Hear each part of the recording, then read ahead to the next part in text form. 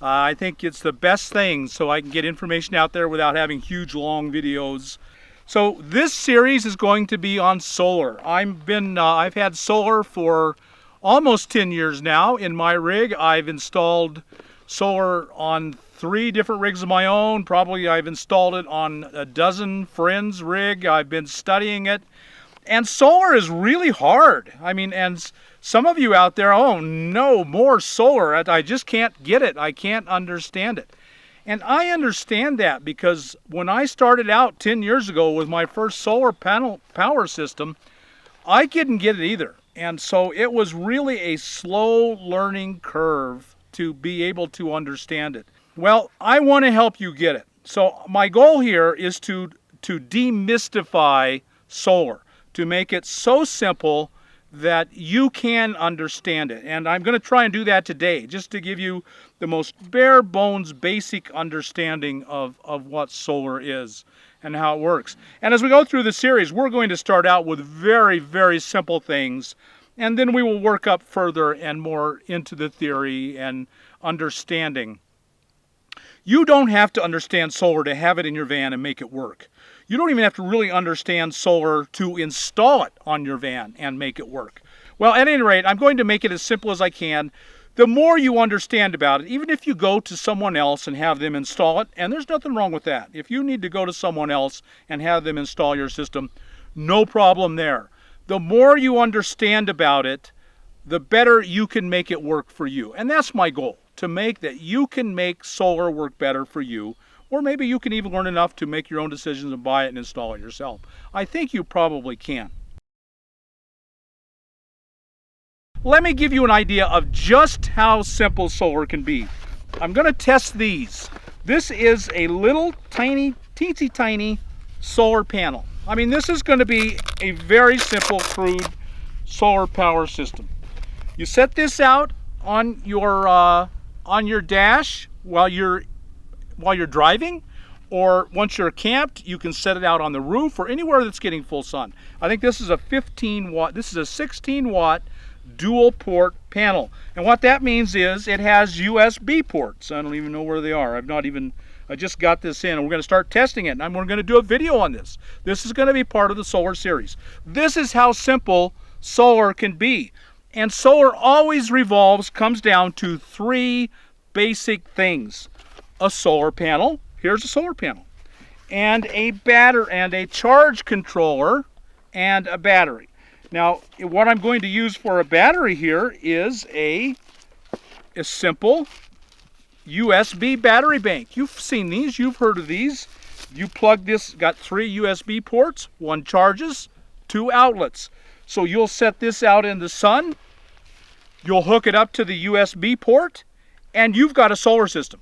I mean, this is a complete solar system. Well, you say, well, Bob, where's the charge controller? Well, in this case, the charge controller is built into the battery because they don't want this battery to overcharge. If you leave it plugged into your laptop or your wall outlet or your 12-volt outlet too long, they don't want to overcharge it. So there is a built-in charge controller. You don't see it, you don't handle it, but it has a charge controller. It has to, or it'll burn up the battery. So all 3 components are right here, and you can then put the outlet, the USB port out that goes to your laptop, not to your laptop, but to, well, you can't charge your laptop with one of these, but you can charge your tablet, you can charge your phone. A lot of things anymore are coming with USB charging. There are even cameras now that will charge off a USB. Or if they won't charge off the USB, their battery pack. They come with an external battery pack that will charge off USB. So my point is, this is as simple as it gets, and this is a complete solar system right here. Solar panel, charge controller, and battery. That's all there ever is to it. And when you break it down and look at it this simple, you really can understand this. And no, I don't understand how this little panel turns the power into electricity, and I don't need to. But it does it, and that's all I need to know. And if you connect things together properly, and in this case you can almost do it it's almost impossible to do it wrong, then this will work. And you know what? You buy a 100-watt solar suitcase, and I don't have any of those right here to show you. It's the same thing. You can't really do it wrong. You can't really put it together wrong. So we're going to do a test. I bought two different kits, sort of. I guess we could call them kits. Two different solar panels and two different batteries, and we'll just test them. And maybe this is all you need. Maybe if you can charge your phone and your tablet, that's all you need. You can use LED lights off of batteries. You can get little USB fans, personal fans. I mean, they're not putting out a lot of air, but you can hold it close to you and maybe be enough. So maybe this is all the solar you need. Now let's go up one step in complexity. I'm going to do a test on flexible solar panels. I have bought 4 different brands of flexible solar panels, and that's what this is. And you can see how thin that is and how flexible it is. And that's a 100-watt panel. Well, that other one was 16 watts and folded up, and this is 100 watts and bends a little bit. What's the difference? Just the size. And the other thing isn't a mystery and impossible for you to figure out.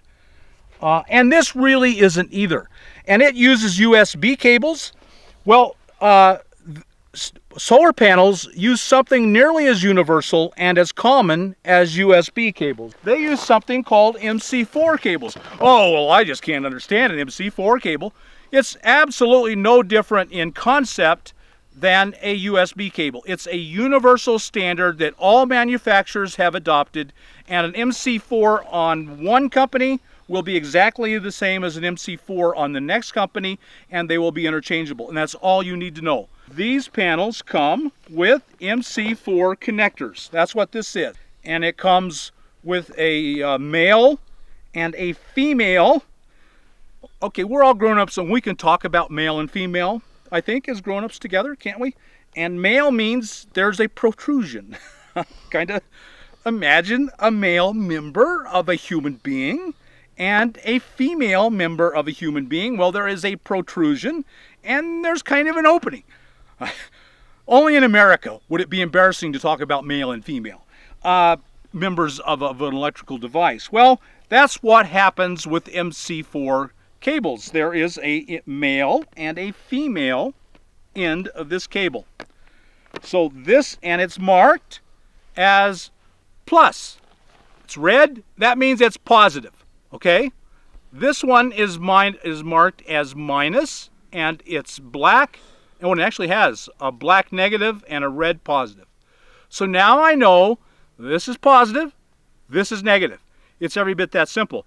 Now what I would always do myself is get some red electrical tape and wrap this around so that I will never ever forget that this is positive. This has a positive embossed in here very clearly, and this has a negative. And this is the male because what happens? Something sticks out, doesn't it? Okay, good grief. And this is female because what happens? It has a hole that something goes into. And the female is negative and the male is positive. And that's the way all Mc4s are going to be. It's a universal standard that's super simple. So I'm going to, now if you have only one panel in your system, you have a 100-watt system, you would then buy an extension cable. And it's, what is it? It's a male and a female extension. So what you'll do is you'll cut these in half. That's why you buy an extension cord, because one end of those is going into the charge controller. And I just happen to have a charge controller here. So here I'm going to put 4 panels, and I need a 40 amp charge controller.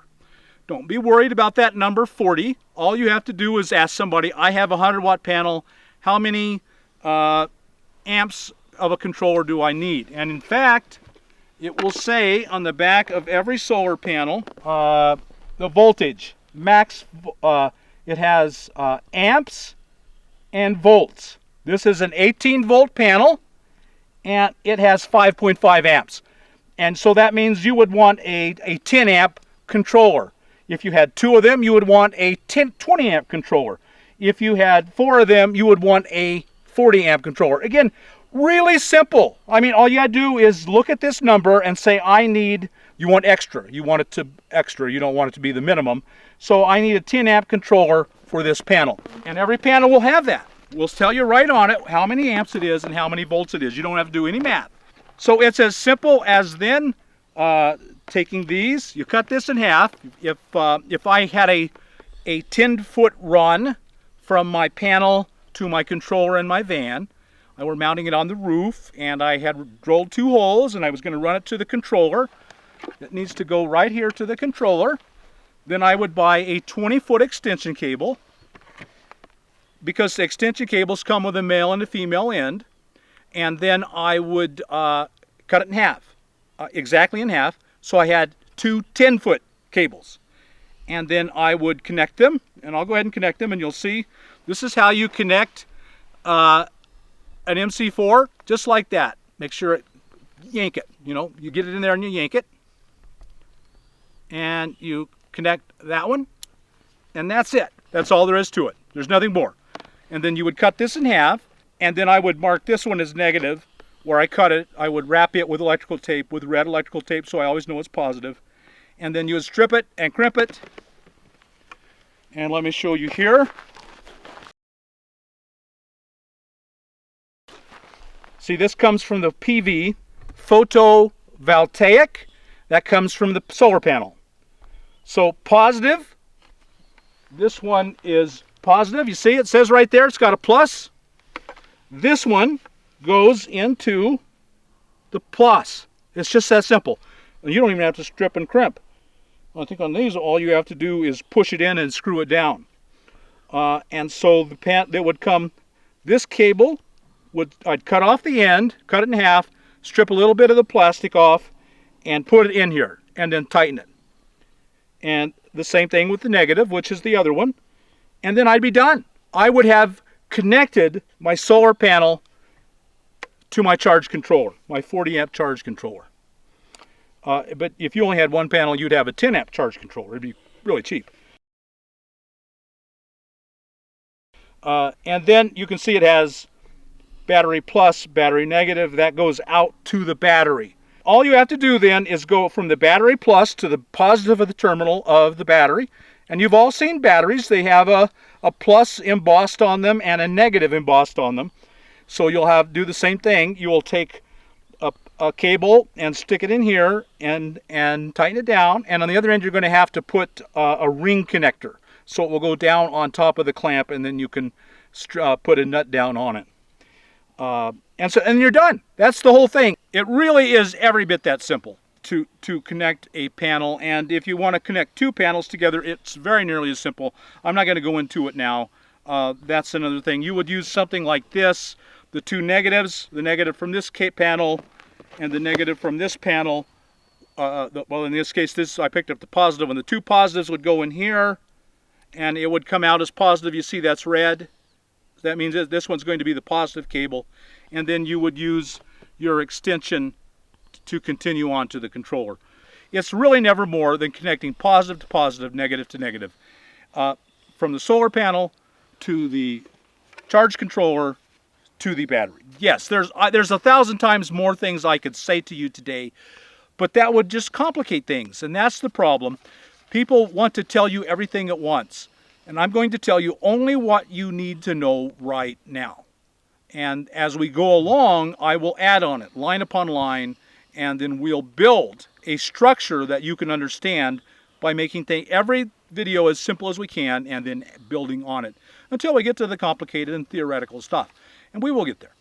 So I hope you enjoyed this. You got something out of it. If you did, like us on YouTube, subscribe to the channel, and don't settle for a mediocre life. Live your best life, whatever it takes for you to accomplish that. And until next time, we'll talk to you later.